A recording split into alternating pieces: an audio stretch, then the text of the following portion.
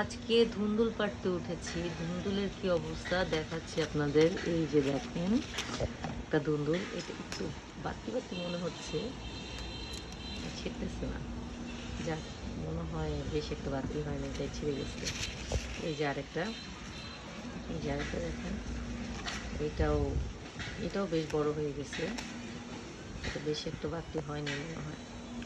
তো এই যে আরেকটা দেখেন, গাছে প্রথম ধরছে, আর এটা অনেক বড় হয়ে গেছে। এটা মনে হয় অনেক বাড়তি হবে, তারপর পেরে নিচ্ছি। না হলে এটা না পারলে গাছে রেখা বড় করে লাভ নেই, তো তাই পেরে ফেলছি। আজকে আপনাদের বাড়তি ধুন্দুলের রেসিপি দেখাবো, কিভাবে বাড়তি ধুন্দুল খেতে হয়। যাই হোক, আমার এই ধুন্দুল গাছে দেখেন আরও অনেক ধুন্দুল আছে। এই ধুন্দুলকে আমি বাড়তি হতে দিব না, এগুলো বড় হওয়ার আগেই পারবো। এই যে এগুলো এখনও ছোট, এখানে 2-3টা আছে, আরও এই যে দেখাচ্ছি, এই যে দেখেন।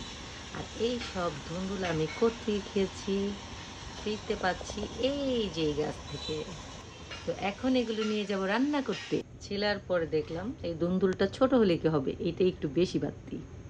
ডিম ভেজে নিয়ে এখন তেলে পেঁয়াজ দিয়ে দিলাম, হলুদ দিয়ে দিলাম, এবার দিয়ে দেবো ধুন্দুল।